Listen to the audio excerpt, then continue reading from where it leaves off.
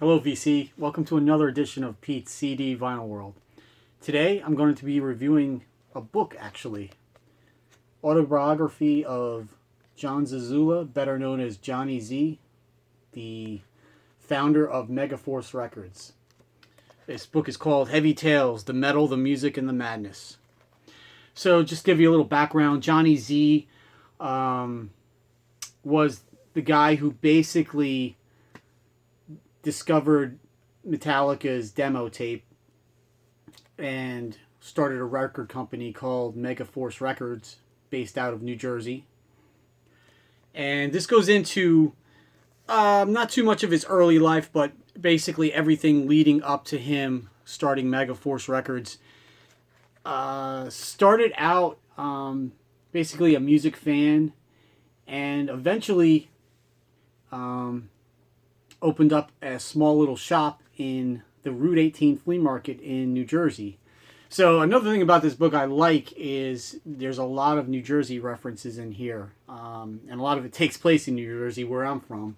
In fact, his store in the Route 18 flea market, pretty sure I went to early on. Eventually he moved out into a standalone store somewhere.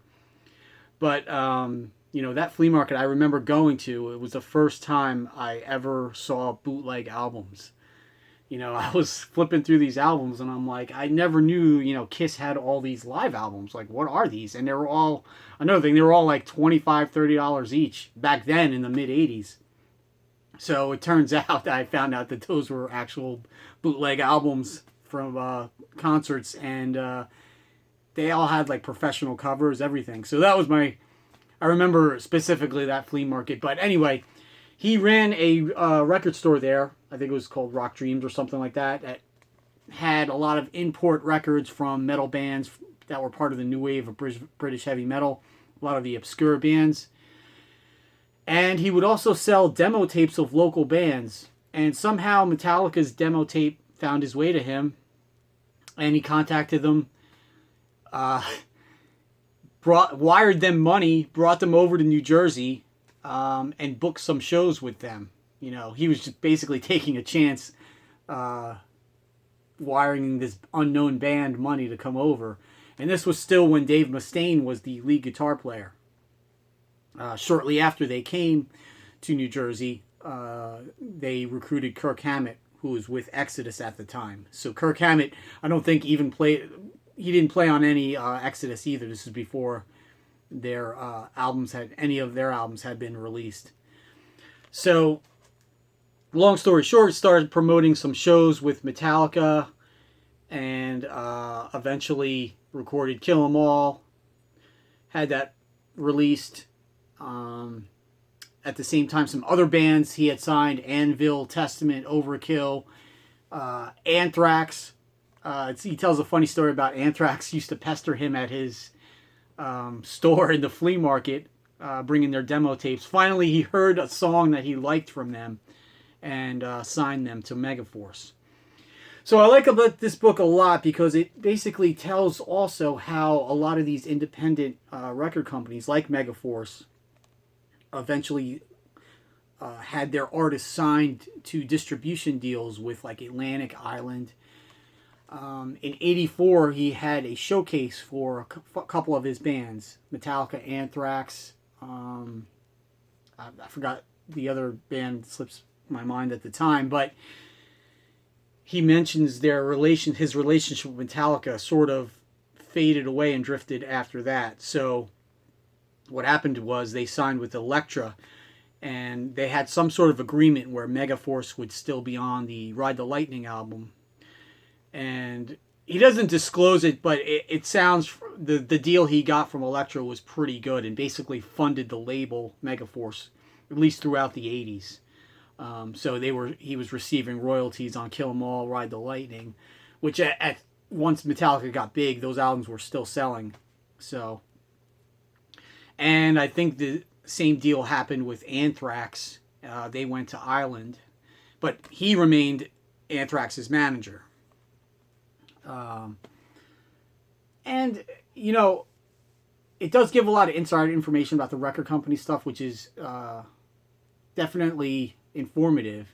And he also became sort of the guy that found hard rock and metal bands for Atlantic. So he signed a lot of Atlantic bands that were also on Megaforce, or he managed. That's another thing that's sort of confusing, is a lot of the bands he managed that they weren't on Megaforce. He just signed them to major labels and became their manager and this and that. But overall, I like the book a lot because it's a quick read. It's only about 190 pages, and the print is fairly big. So you can get through this in a weekend. And again, the New Jersey ties really hit home for me. It's funny that, Metallica is sort of known as a Bay Area band, San Francisco, Oakland. But really, their roots come from New Jersey. Metallica, I believe, initially had played some LA shows early on and sort of didn't connect with that crowd because it was the sort of hair band scene at the time. So New Jersey had a lot of, thrash / hardcore bands.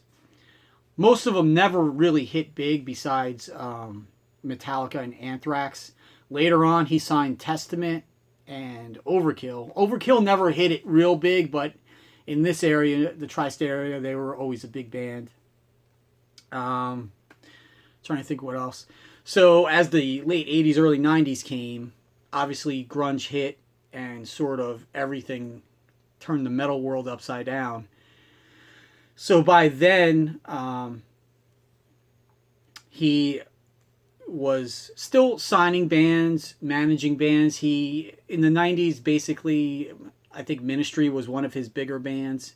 I'm assuming he was still receiving royalties from the older bands he had signed. The thing that's sort of confusing is he doesn't really go into detail if he ever reconciled with Metallica. And there's some pictures in here of him and James Hetfield backstage. You could tell it's recently, in the last few years or so. So he doesn't really go into that. So what happened with their relationship? Did they reconcile? Did they, what was discussed then? So all in all, it's a good book about that time period in Jersey metal. It's funny too. He mentions that the first club that Metallica played was in Dover, New Jersey. And I'm pretty sure it's the same club that my band had played in the 90s too. So it's funny that happened. But it also mentions Old Bridge a lot. There was an Old Bridge metal militia, they called it, who were sort of like the street team for a lot of these bands, helping out. Also, Eddie Trunk initially worked for Johnny Z. He was a DJ in a local radio station, and Johnny Z hired him to do some A&R. And he eventually became the vice president of Megaforce Records. Eddie Trunk also brought Ace Frehley to the label. If you remember Frehley's Comet, they were on Megaforce Records, and also had a hand in signing King's X. If you're not a fan of King's X, they were sort of a hard rock / Beatle-esque band, had a lot of harmonies, sort of ahead of their time. If they had come out 3 or 4 or 5 years later, they probably would have been a much bigger band. King's X is a band that if you're a musician, you've probably heard of and probably like, but the mass public never caught on to them. And it wasn't from lack of airplay, because MTV played a lot of King's X back in the day. The first 4 albums, their videos were always played. Pretty sure their one album, Gretchen Goes to Nebraska, went gold. Had that hit, It's Love. So if you ever hear or see King's X albums out there, pick them up. They're pretty good. But, again, if you're a fan of late 80s metal, and especially the East Coast metal thrash scene, definitely pick up this book. And if you enjoy these videos, please subscribe. I should have some video up tomorrow probably about some recent vinyl finds. Other than that, have a good day. Thanks.